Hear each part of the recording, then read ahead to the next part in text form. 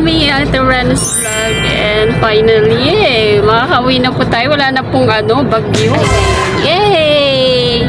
Natuloy din po tayo. Pauwi na po tayo ng Bicol ulit. So, as you can see po, solo lang po ako. Solo biyahe kasama yung taga Manejo. Taga Manejo po. Na mabait din naman siya. So, ayan yung mga pagkain ni Ate Rena pag-uwi ng probinsya. Mga pasalubong. Pamimigay ko po ito, mga towel. Ito mga towel po ito, pamimigay ko. Mga naka-stock po dun sa bahay na hindi po nagagamit. Pero okay pa naman po. Mga malalaking stuffed toys po. So, ayan pang mga pambata po. Tsaka, syempre, may mga pasalubong po na anik-anik. So, ayun. Samahan niyo po ako sa travel po natin ngayon for today's vlog po. Mainit naman daw po sa Bicol. So, ayun. See you, Ali. Namimiss ko na yung bata doon. Ayan. Alam po nila na babiyahe po ako ngayon. So, ayan.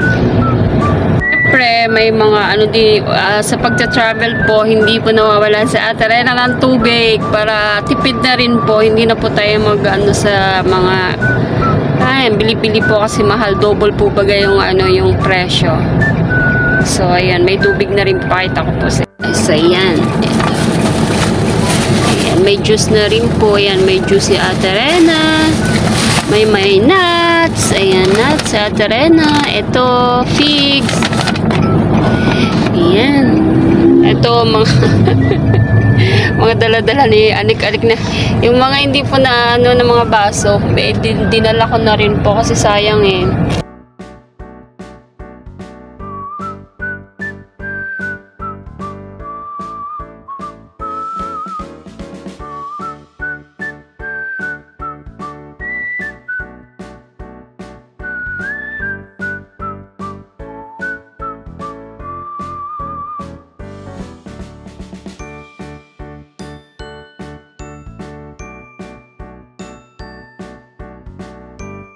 So, ayun po. Ang daming pimples ni Ate Rena. Ayan. Isa, dalawa, tatlo.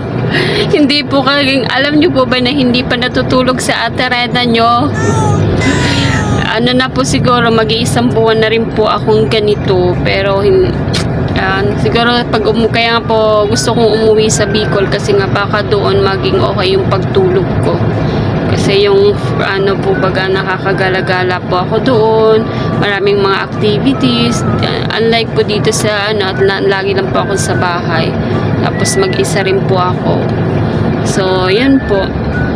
At least, hindi, may ginawa din naman po ako. Tulad ng last na vlog ko po na nakita nyo po ay nagpaano po ako sa hospital. Yun po yung inasikaso natin. So, yun. Tapos naman na po, kaya uwi na po ako. So, yun. Sana maging okay na si Ate Reza. Tara po at samahan niyo po ako. So, umalis kami sa bahay ay 7. So, baka makarating kami sa Bicol ng mga 7 or 8, mga ganun. Kung traffic po. Ganun po. Yan na yung mahaba kapag hindi ka nakasakay sa sa bus. Kapag sa bus naman, pahinto-hinto, may mga terminal, kaya medyo matagal, maabot ng 12 or 13 hours. So, ganun po. Naantok na po si Ate Rena nyo. Wala pang tulog si Ate Rena nyo. Kahapon di rin ako natulog ng umaga. Natulog pala ako. Pero, 3 hours lang po ata kahapon. Tapos ng gabi, akala ko makakatulog ako, hindi rin po pala.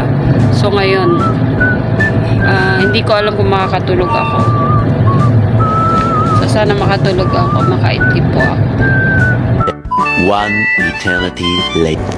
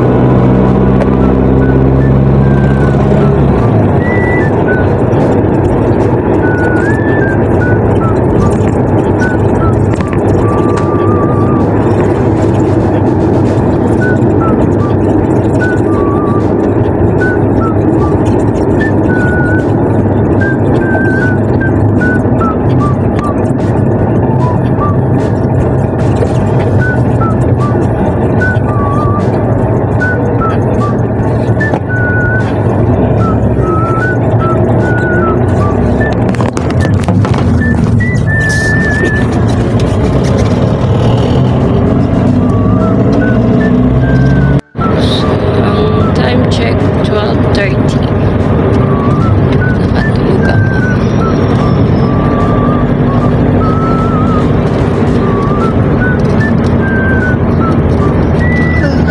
The-drive joke kami. Kasi gutom ka ako.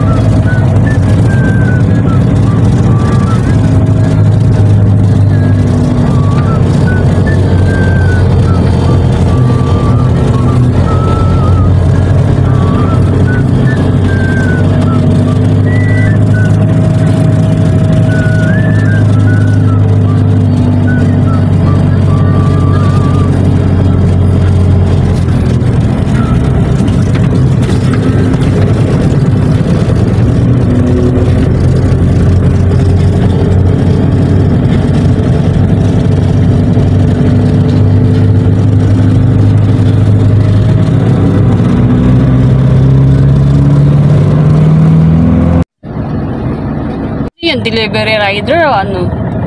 Parang, ano? Ito po yan. Ah, siya yan? Ako na. Ay, thank you Lord, okay naman si kuya.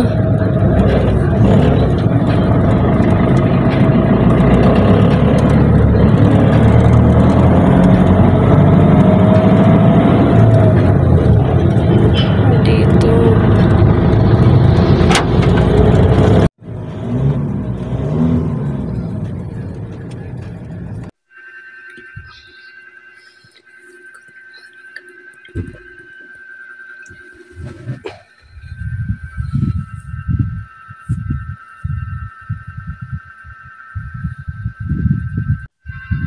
Tumabi po si Alice sa akin. Ngayon na miss ang tita niya. So, ayan, katabi ko ang batuta.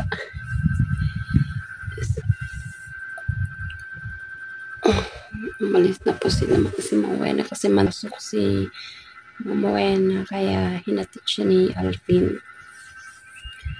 So, yun. 6:50 na po. Ayan, buksan na natin. Wala na pa sila.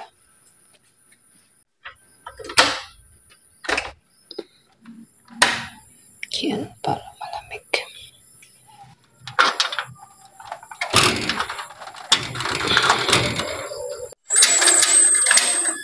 Masarap ng hangin ka. Umulan po pala kanina kagabi. Sa probinsya. Ayan po. I'm here in Daet na ito na yung mga tanim ni Mawena dun sa last vlog niya. So, ayan po. Buksan lang po natin.